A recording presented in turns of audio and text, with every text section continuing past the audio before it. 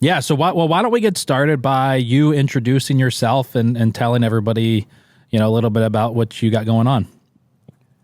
Yeah, so what's up? My name is Luis Fernandez. I was born in Miami in 1992, in case the age. And then I moved to Dominican Republic for a little bit. Then I moved to Massachusetts, Amherst, Massachusetts, so Western Mass, 413 area. I lived there till 2000, I think the end of 2016, to early 2017. And then the pandemic hit, and then me and my girlfriend at the time moved to New York December 2020. Okay. I make music, so I rap and I sing. I also paint. What else do I have? I design clothes. So I have my own clothing line, and I am one of the co-founders of Forsyth Fire Escape here in New York City. So we're known for our scallion pancake burritos. It's Chinese Thai Dominican fusion. And I am now working on my own pop-up concept called Feitos. So Feitos is just like ugly little boys. So my artist name is Ugly Fernandez, or when I paint and I design clothes. So that comes from a term of endearment, believe it or not, from my dad. He used to call me Feo all the time, which means ugly. So around 2016 or something, maybe 2015, I've had this name Ugly Fernandez in my head. I was like, I need to use this for something. And when I started painting during the pandemic, I was like, I got the name for it. Ugly Fernandez is awesome. Ugly family clothing, feitos, everything kind of revolves around ugly. Because what makes you ugly is what makes you unique. Your insecurities make you who you are. So I just kind of trying to put a positive spin on just words that may or may not be hurtful, etc. And it's cool because then you get to see people like when they wear my clothes. So I embroider everything inside my apartment. There's some screen printing designs here and there, but I embroider everything inside my apartment. And it's cool because people like tag me and stuff. It's like, I'm ugly. I'm super ugly, and it empowers people. And like, so I like to, if I could just, influence people or touch someone in that way, shape or form, I think I'm doing what I'm meant to be doing. So I think that's the short bio. I was also a behavioral therapist for like 5 years. Damn. Working with kids on them. So I was doing that all the way up until Forsyth took off, and I had to put a couple of things on pause. So yeah. So tell me about the pop up, the fire escape pop up, and how that that whole project taken off. Because looking at your social media alone, I mean, and looking at like the media creds that you guys have gotten, you're fucking huge. Yeah, I mean, man, it's been a blessing. It's been a crazy ride. So. Like I said, me and my partner at the time, Isabel Lee, she's the chef, right? She's the honcho at Forsyth. When we moved to New York City, it was actually like the pandemic hit us, and then I think the Lakers just won. Yeah, the Lakers just won the championship, the bubble, whatever. And our landlord, we had a very, very different experience than a lot of people had in New York, in the world, with their landlords. Like, our roommate at the time, she's incredible. She moved out right before the world shut down, and our landlord was like, don't worry about her portion of the rent, just pay your portion of the rent. So we're like, what? Damn. So like, we had an entire extra room. We lived in Los Feliz, California. So we had like a dope crib. Like we had a dope crib downstairs and upstairs, right? So we turned her room into just like an office space. Like me and Isabel started working out in there, doing yoga in there. I started painting in there. I started shipping all my clothes in there. I started painting in there. I was recording music in there. So it was like the birthplace of a lot of our creativity. I didn't paint before the pandemic. I've always doodled in school. I did shit in school. But painting to the degree that I do now, it's like, I'm very proud of myself. I've done galleries and stuff. So Forsyth took off because I also speak in circles. So my ADD is crazy. You're good. I'm the same way. So yeah, exactly. So you get it. So Forsyth took off because Isabel. So the landlord's like, after the Lakers won, he was like, hey, listen, I'm gonna need you guys to like either get a roommate there or like find somewhere else to go. At this point, we're like 6 months deep into like paying half our rent. So half of the rent. So we're just like, oh, dang, okay. We knew this was going to end at some point. And he's like, I need to know by tomorrow. I was like, what? What the heck does he mean tomorrow? So we're trying to figure out, like, I've grown up in such a poor, I've always had all the things that I needed, but I definitely did not grow up middle class or like, I definitely grew up poor. I've been poor my whole life. And but my parents did a great job at getting us all the things we needed. We wanted video games, whatever, boom. So pivoting has always, and I have a lot of older siblings. There was five of us in a crib at one point. So I've always learned how to pivot very well. The power gets cut out, whatever, like bring out the candles and some pots and pans and we're singing and dancing. Like pivoting has always been easy. And so when Isabel and I got that news, Isabel's like, "Want to move to New York?" And I was like, "No, like I just had my album come out, and my boy Nick Pingree, he produced the whole thing, and he signed to Disney Publishing. So Disney Publishing put out was promoting my album. I'm like, okay, I'm getting my foot in the door. So Disney Publishing is not Disney Channel music, it's a whole different. Yeah. For sure. In case you think I'm making like Disney bops and stuff, I'm not. But so Isabel's like, let's move to New York. I was like, no, like I don't want to do that. Like this is my 4th year in LA. Like I'm doing my behavioral therapy. My clothing line's taking off. My music is doing its thing. Like I've already been toured. I've toured before. Like I'm not new to any of that. But I'm like, okay, I feel cemented here.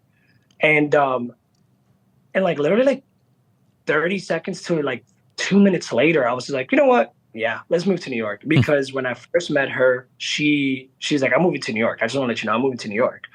And, things, our relationship got more serious. And then I was like, you know what? This girl sacrificed 4 of her years that she was going to either move to London or move to New York because our relationship got serious. I think it's time for me to, meet her there.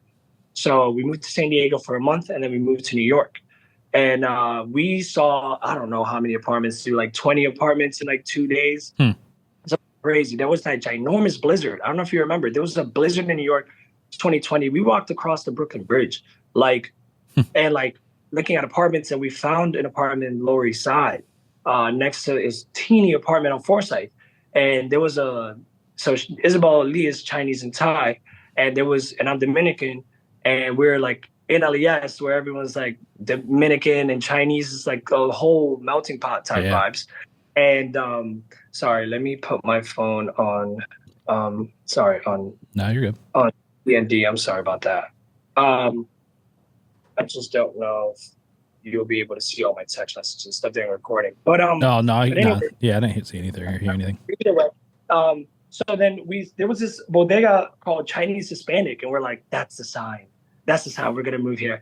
So Isabel got homesick. Isabel was homesick, so she was cooking a lot of food. She was making a lot of scallion pancakes. I'm eating Dominican food all the time, like every day I possibly can. Because in LA, dude, there's no Dominican food. I don't know if you've been out to LA, but like LA, there's no Dominican food at all. The Mexican food is top tier, of course. Yeah.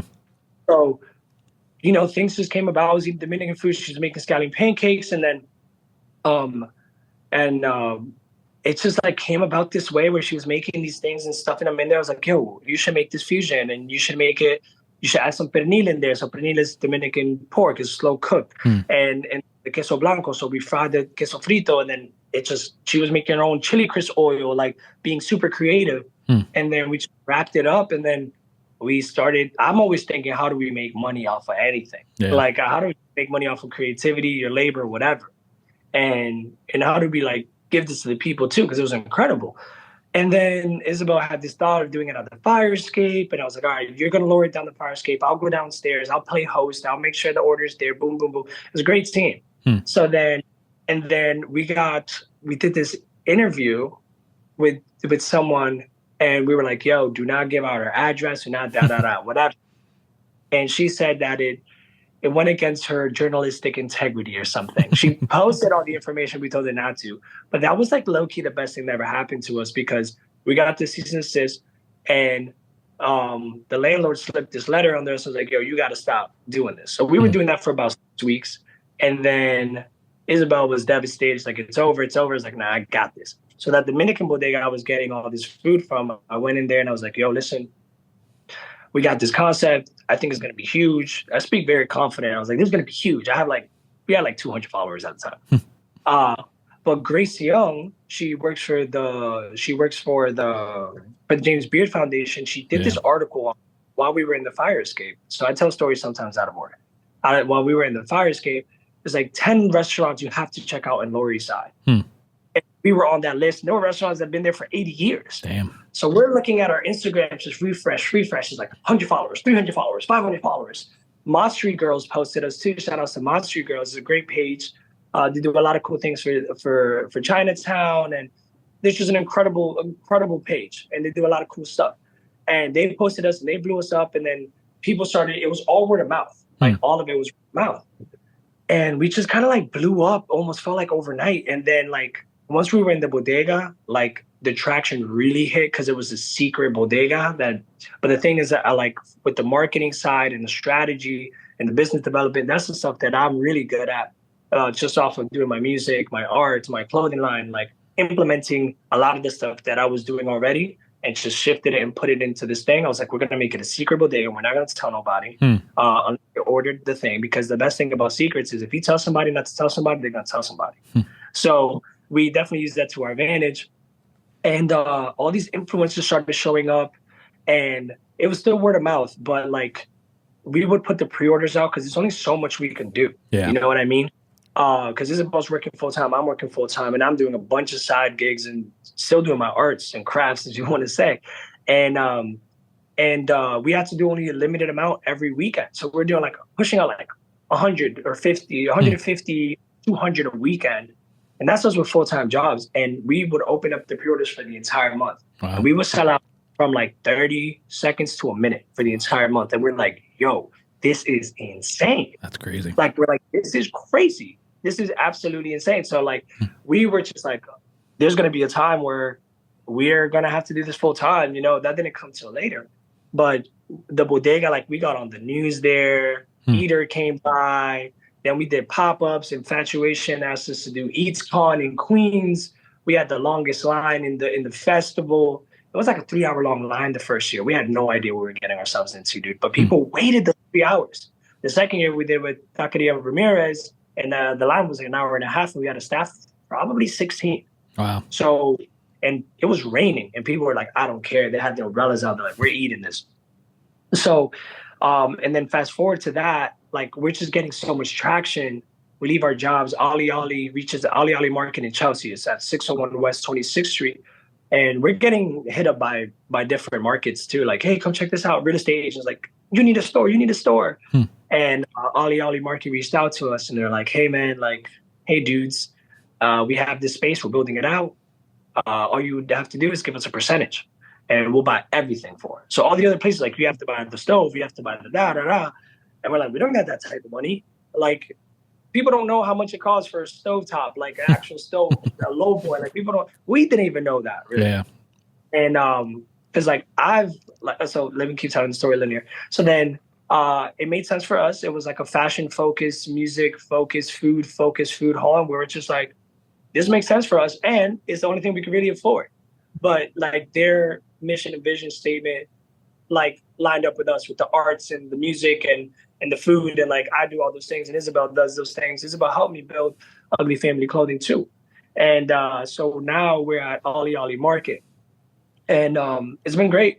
I mean, it's a new food hall, so you know there's days that are. Is that where you're at today? Yeah, so that's where I'm at my house right now. I'm in Queens. No, so I mean, but yeah. I don't know if you can hear it, but you could just hear the Long Island Road going back and forth. So I'm in Forsyth Hills, and so yeah, it's just like it's all been just a snowball effect of just like us really trying to integrate ourselves into the community, you know, staying true to what we do, trying to feed people.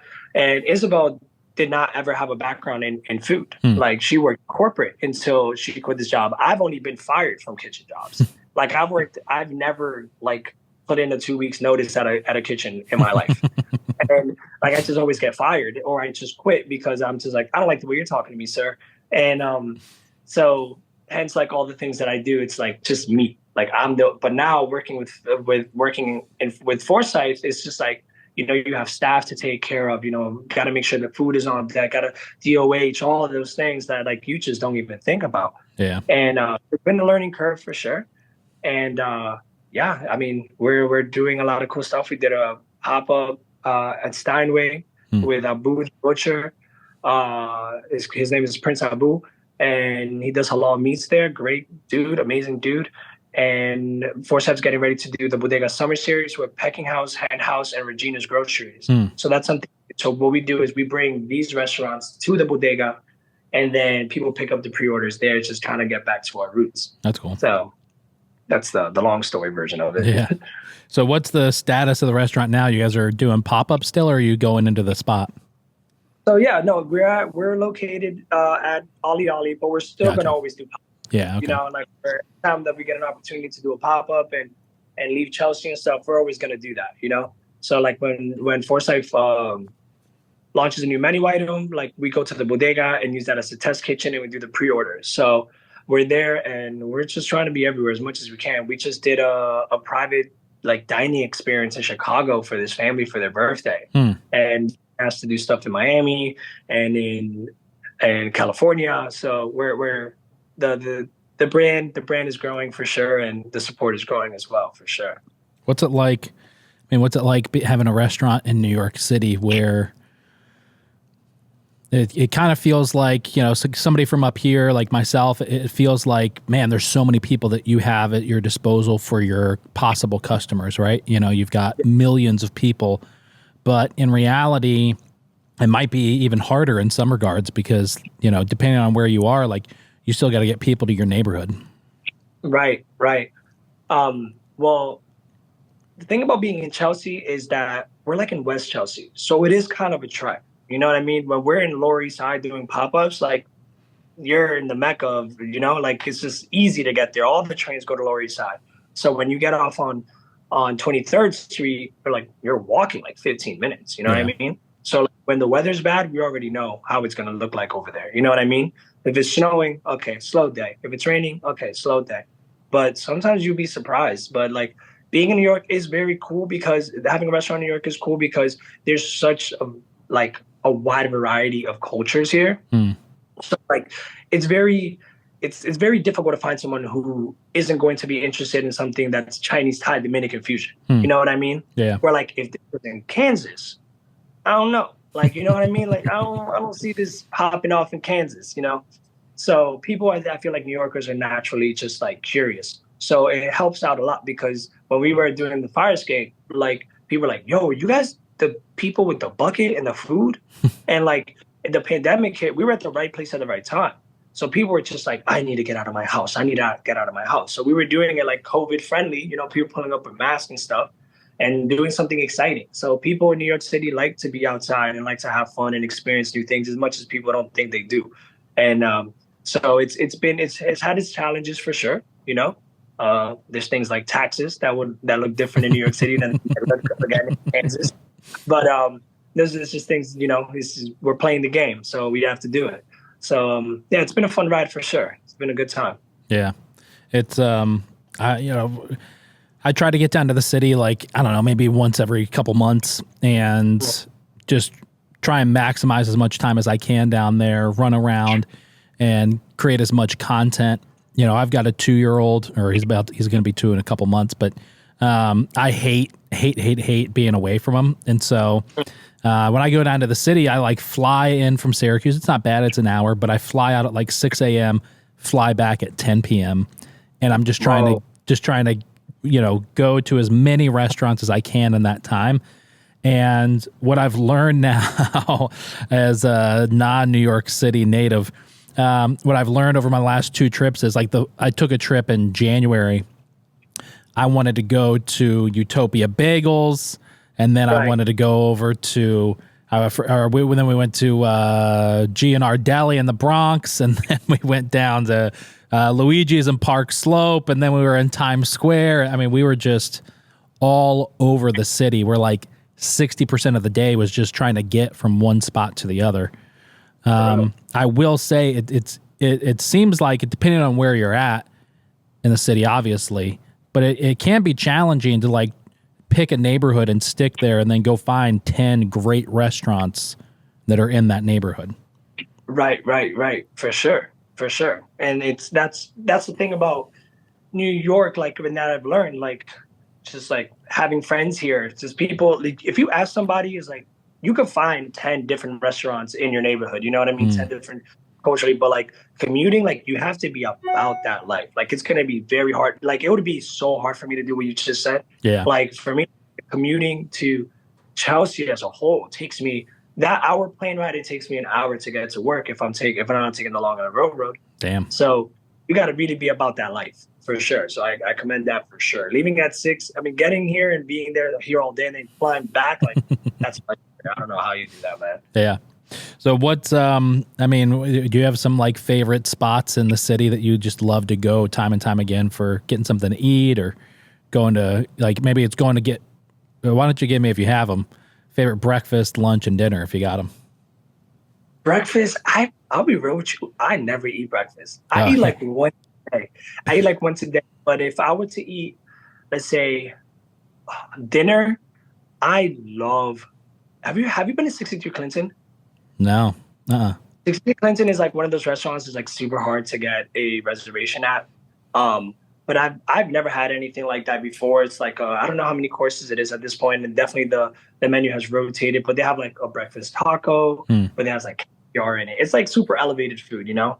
And the reason why I'm like going to like a restaurant like that is because I really don't eat out that much. Yeah. People always surprised when I'm like, oh yeah, no, I don't really be going out eating food. It's like the least interesting part of me. People would just like insane. But my favorite like restaurant that I could go to every day, I know this sounds biased because it's an Ali Ali market, but King Thai, so it's K-I-N-N Thai, it's insane. It's like for me, it's my favorite Thai food I've ever had. Their fried chicken is insane, but it's more like a take on like food. But King Thai, definitely, I eat that for lunch and dinner. And even if I'm not at Ali Ali, that's what I'm craving. And as far as like my quick go-to spot, for sure, it's again I'm not the healthiest person ever, but like 7th Street Burger goes crazy. I could eat. They just catered my girlfriend's birthday party, and my boy Kevin, who's one of the owners there, he brought us 40 burgers. I ate like 6 of them. Like I eat burgers all the time, like all the time. Taqueria Ramirez is amazing too, obviously. But if I were to go with like my favorite restaurant in New York City is probably King Thai. And 7 Burger is just like a quick, fast food grab and go type vibes. And honorable mention, actually, breakfast, the Plátano Maduros, the Mangu at Don Juan's Deli. Again, these are all names that I've been talking about, so it sounds like I'm being biased, but that's literally how the burrito came about, because the Dominican food at Don Juan's Deli on the corner of Forsyth and Broome, they have a hot bar there. Dude, it is incredible. Because back there, it's just a bunch of people's moms and uncles and dads is cooking this, so it tastes like straight up home cooked food. Pernil is incredible. Everything in there is incredible. So I would say, yeah, for breakfast I'll go to Don Juan's Deli, and because I'm not like bacon, egg, and cheese, like I don't be eating cheese like that. And then for lunch and dinner, I'll probably end up going to King Thai for real. I'll have to, next time I'm coming down, which I think will probably be sometime in the fall, I'll have to hit you up. Maybe we'll do like a little mini food tour with all your choices. I'm going to have a lot more places for us to look at for sure. Oh, honorable mention, Five Burros in Forest Hills. Those quesadillas go crazy. Crazy. So when you come here, I'm going to make a list. I want to make a list of things that like I can curate for us, and it won't be like, let's go to the Bronx, let's go to Staten Island, let's go to Queens. We can find a concentrated there. Like Queens alone, we could just hit Queens and go crazy. Honestly. Yeah, for sure. All right, so tell me about, what's going on today, or what's going on now, what's new? Yeah, so I'm going to launch Feitos. So Feitos is, I mentioned it earlier in the podcast. So with what we're going to do with Feitos, which is really dope, which is a little bit different than what Forsyth is doing, I'm going to have a rotating menu. So you're the first person that I've actually told this to, but I'm going to make a fried chicken sandwich for it. That's going to be the first thing that I launch. And I've been talking to a lot of chefs trying to really hone in how to make this fried chicken. Shout outs to Chef Andrew at King Thai and Pen and Coop and 314. He owns this other spot up in Harlem.